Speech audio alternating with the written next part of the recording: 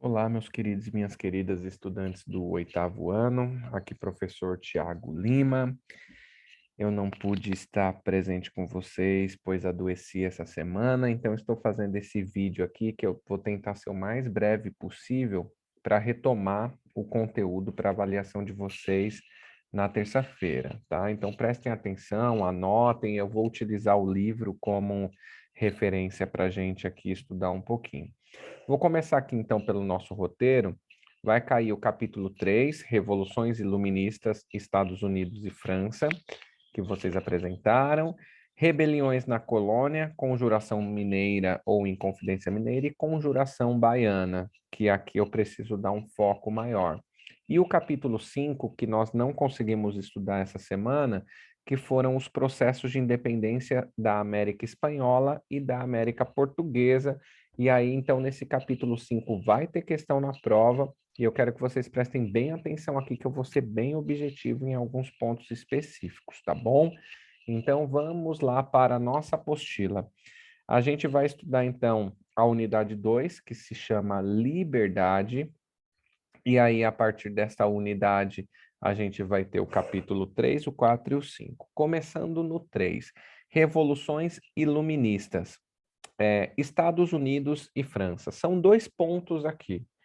Então, a gente vai pegar aqui a ideia iluminista, que nós estudamos nos capítulos anteriores, que é aquela ideia que vai romper com o poder absoluto de um rei, romper com as questões místicas, né, para seguir, e vai trazer razão, vai trazer luz, vai trazer conhecimento, vai trazer ciência.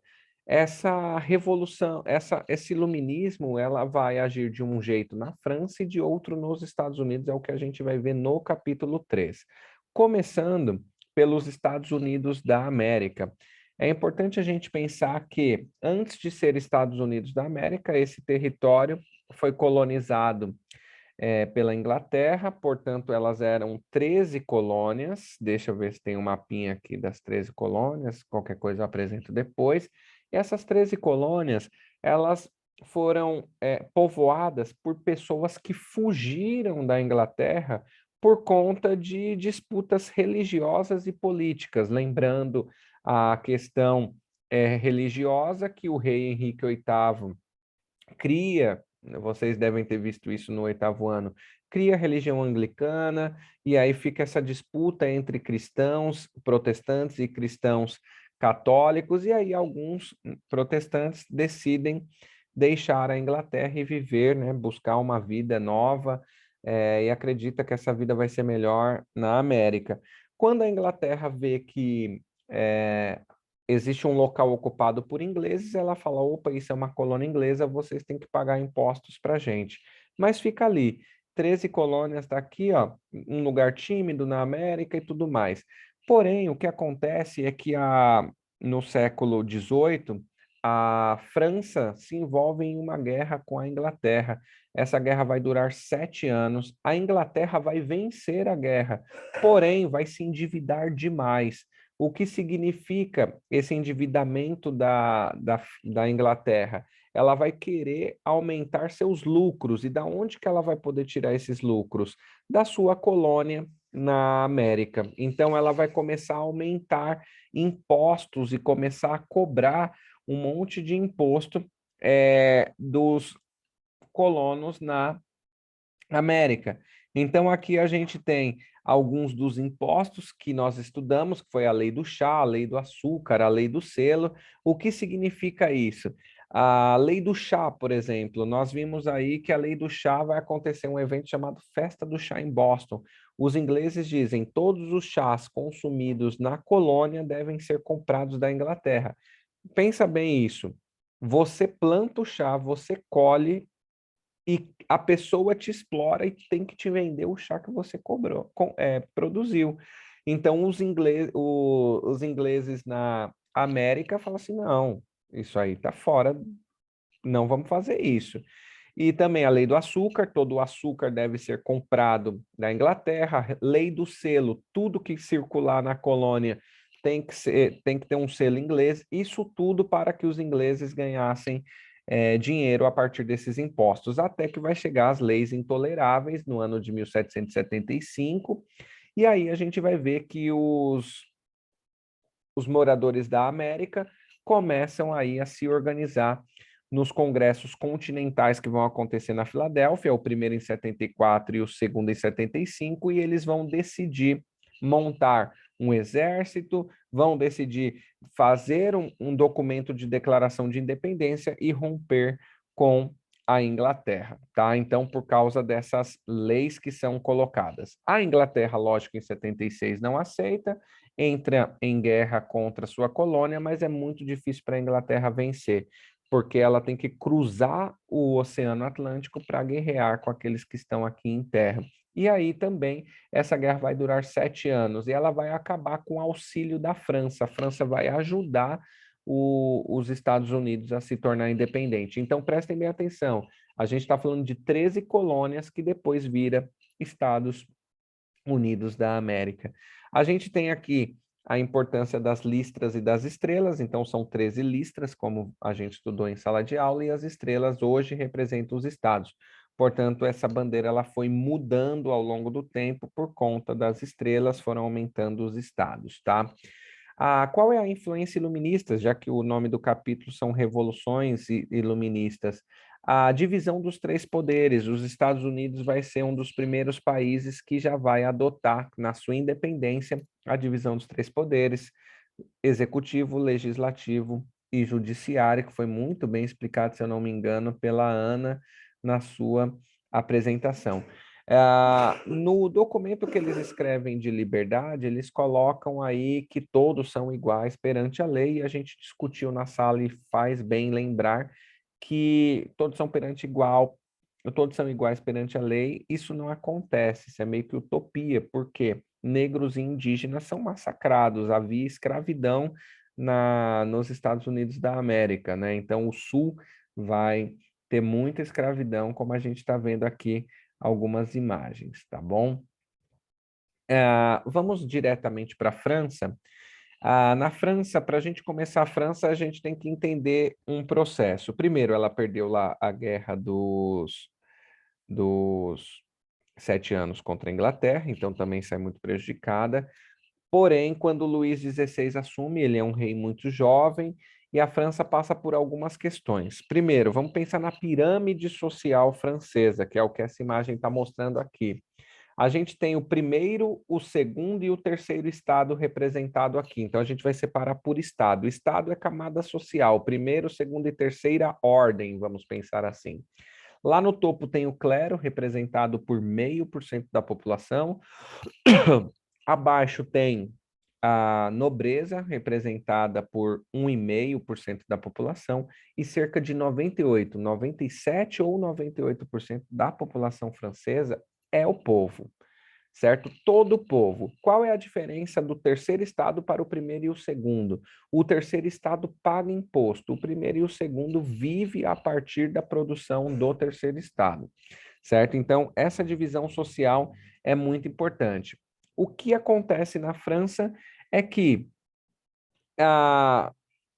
vai juntar vários fatores. O iluminismo está forte na França, o rei é um rei fraco, e também acontece o inverno mais rigoroso de todos os tempos na França. Com isso, vai faltar alimento. Faltando alimento, o povo vai às ruas.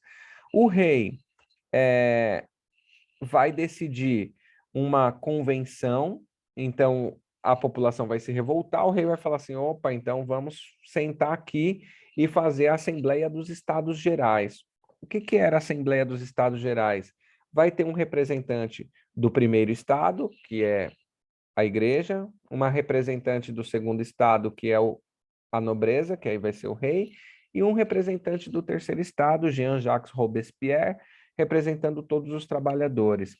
Cada um tinha direito a um voto, então sempre a igreja votava junto com o rei e a população perdia.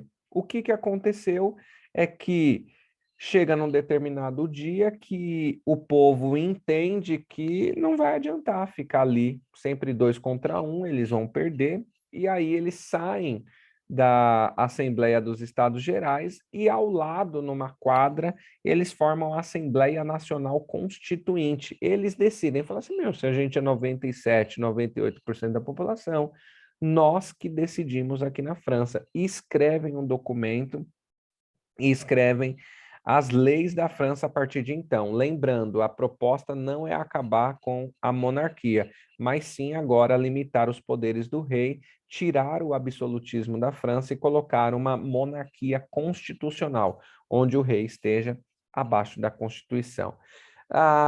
O rei, ao ficar sabendo, já é muito tarde, porque ele está no vacilo, e no dia 14 de julho de 1789, a gente dá início aqui à Revolução Francesa. Esse dia ele é importante porque é o dia que a população invade a Bastilha para pegar pólvora e libertar os presos políticos. A Bastilha é um prédio que representa a autoridade do monarca francês. E aí o povo também, além de fazer essa Constituição, escreve a Declaração dos Direitos do Homem e do Cidadão e agora tiram, de fato, o poder do rei, tá? E aqui a gente tem alguns dos processos dentro da Revolução.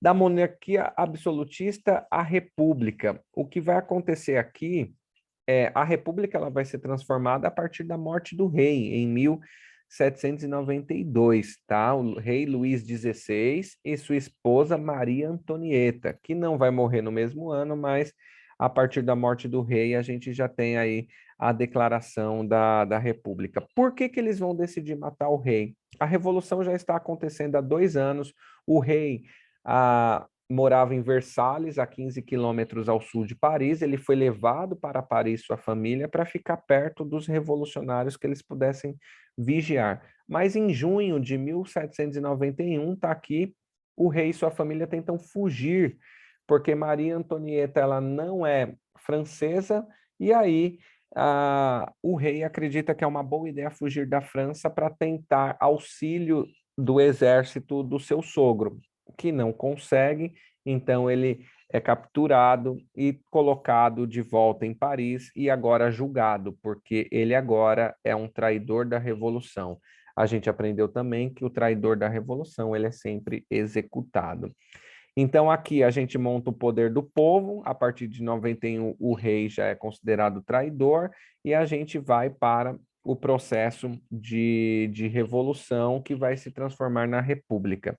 A palavra que aparece aqui, sufrágio universal, é o voto, o estender o direito de voto às pessoas, lembrando que numa monarquia não existia. Eles montam uma convenção nacional, os revolucionários, né? Essa convenção, ela vai ter 3 grupos, os jacobinos, os girondinos e o planalto, ou o pântano. Lembrando, é aqui que vai surgir essa ideia que a gente conhece hoje de esquerda e de direita, que está tão esvaziada.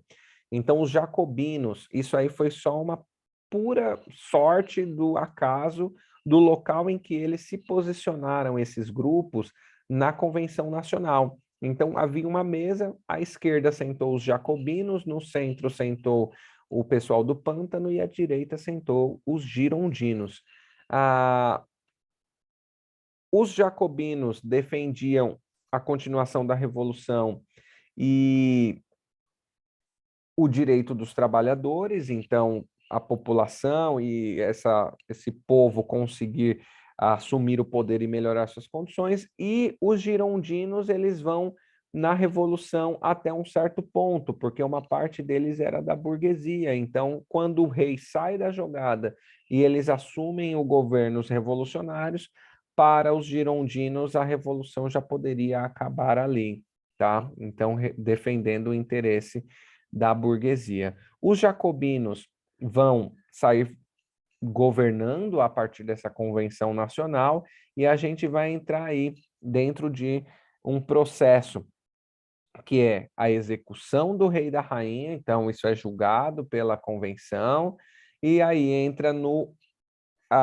vou até trazer uma fala do Jean-Jacques Robespierre, quando criaram em 93 o Comitê de Salvação Pública, que ele diz o seguinte: chegou a hora de igualdade, passar a foice por todas as cabeças. Portanto, legisladores, vamos colocar o terror na ordem do dia. E é aqui, com o Comitê de Salvação Pública criado, o Tribunal Revolucionário, que começa o período terror, tá?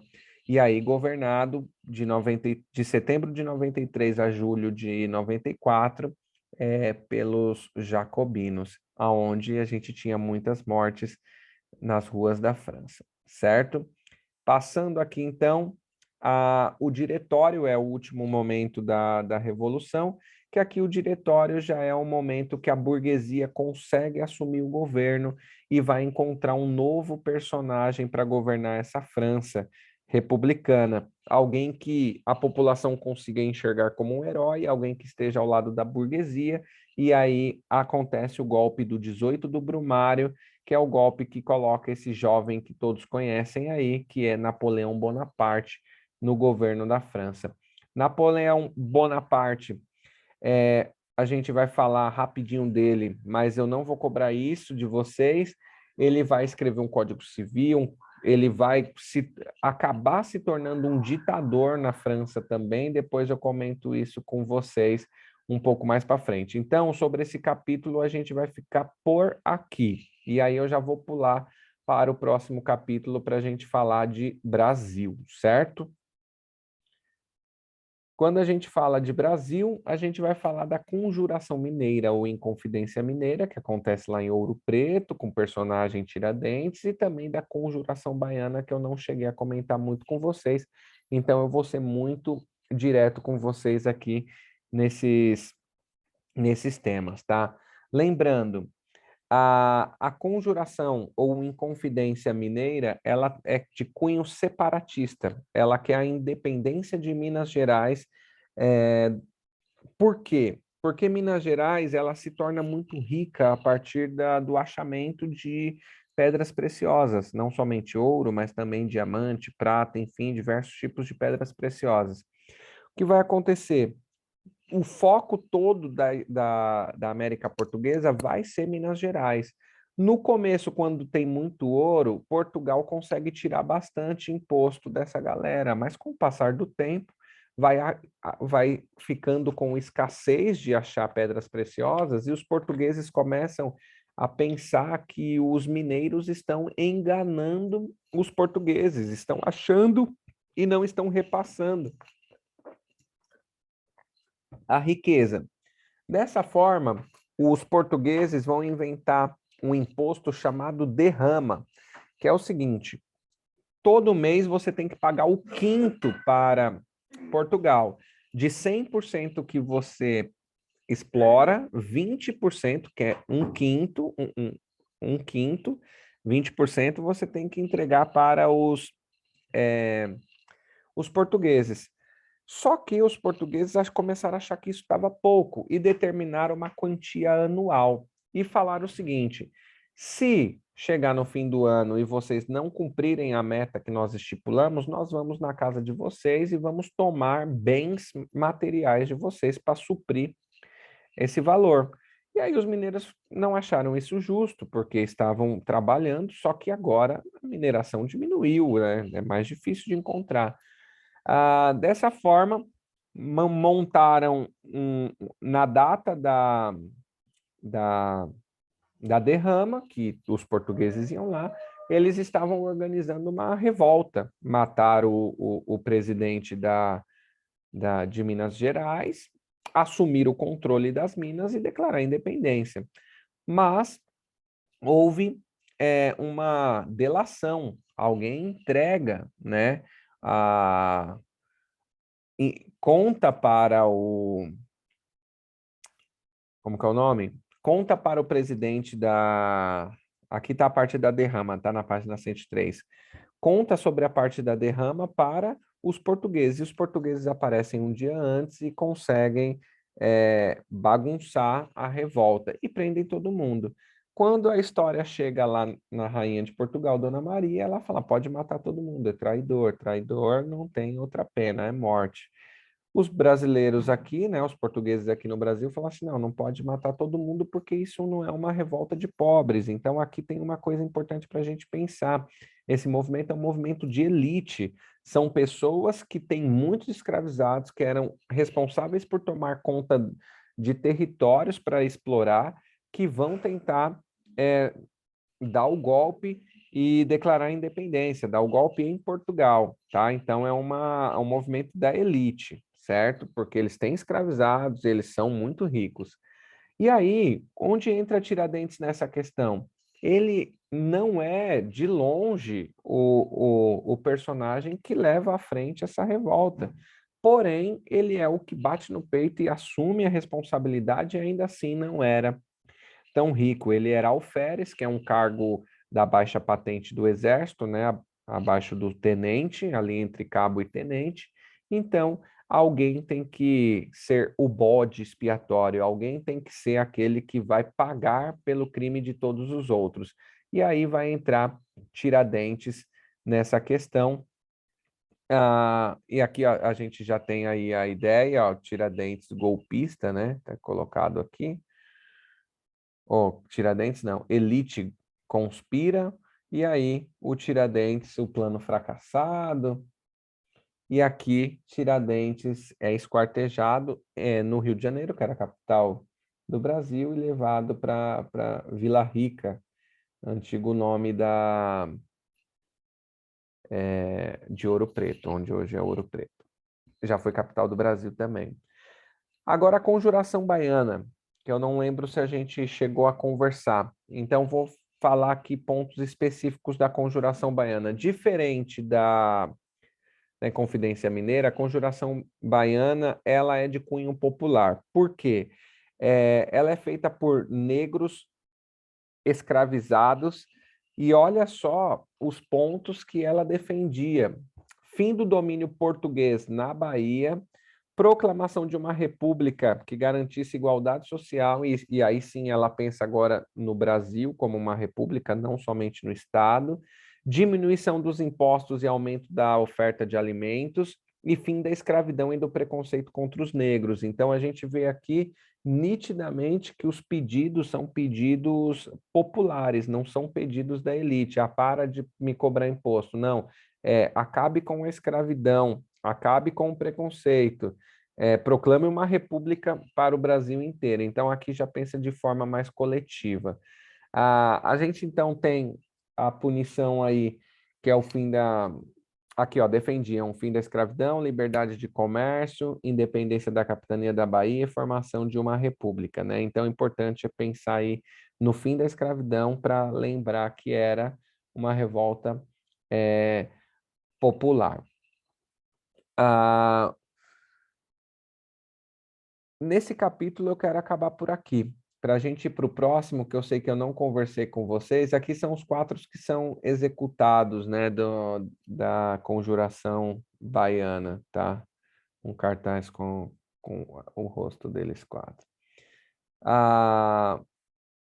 O capítulo 5, eu vou pegar pontos específicos só para pontuar para vocês, porque vai cair na avaliação. Quando eu fiz a avaliação, não sabia que não ia estar com vocês essa última semana, tá? Então vamos lá. Os processos de independência da América Espanhola e da América Portuguesa. O que a gente precisa entender aqui? Como que essas colônias se tornam independentes? A primeira coisa, ou sobre o Brasil, vou ser bem claro aqui. Sobre o Brasil, o que vai auxiliar a independência do Brasil vai ser um fato que vai acontecer em Portugal, que vai ser a Revolta Liberal do Porto. Ali, em 1820, os portugueses, incomodados com a presença da família real aqui no Brasil, eles falam, por que vocês ainda estão aí no Brasil? Por que a família real não vive em Portugal? Por que vocês estão governando Portugal do Brasil? Venham para cá. E aí, esse movimento, a família real tenta resistir em ficar no Brasil, os portugueses falam, não, beleza, vocês querem ficar no Brasil? Fiquem, mas a gente vai governar Portugal. E a família portuguesa volta para Portugal. Nessa que a família portuguesa volta para Portugal, cria um conflito entre a família própria portuguesa e aí o Brasil vai começando a se encaminhar a ser independente. Então, memorizem isso. A respeito da América Espanhola, eu gostaria que vocês estudassem a pirâmide social da América Espanhola. Então, deixa eu ver se eu acho aqui no livro alguma coisa relacionada a isso, mas enfim, no topo a gente tem aí o... Deixa eu ver só se eu acho.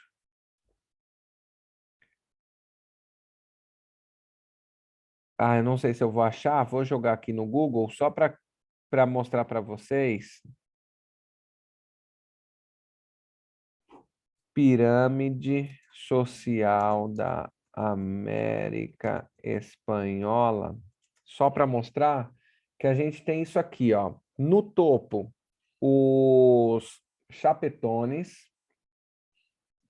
Vou utilizar essa imagem aqui, ó. No topo, chapetones, que são pessoas nascidas na Espanha, estão na América, então esses têm poder de governo. Abaixo dos chapetones, nós temos os crioulos.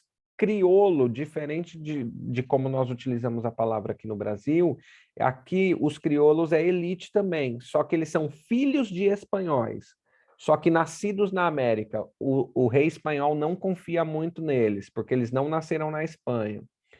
Abaixo dos crioulos, os mestiços nada mais é do que a mistura de chapetones e crioulos, ou com indígenas ou com negros. Então, crioulo com indígena, mestiço, crioulo com negro, mestiço, chapetone com indígena, mestiço, chapetone com negro, mestiço, certo? Então, aqui no meio, mestiço. Abaixo, a maior parte da população, que são os indígenas, e os negros trazidos da África para a escravidão, né? Então, os escravizados. Indígenas também foram escravizados nessa sociedade. Então, a respeito do último capítulo, Revolta Liberal do Porto, que vai fazer com que consequência seja a independência no Brasil, e a pirâmide social espanhola, para entender aí chapetones e crioulos, essa elite, sendo chapetones espanhóis e crioulos filhos deles, os mestiços, a mistura dos dois grupos de cima com os dois de baixo, indígenas e negros. Meus queridos, bons estudos, boa avaliação e em breve nós estamos juntos. Abraço.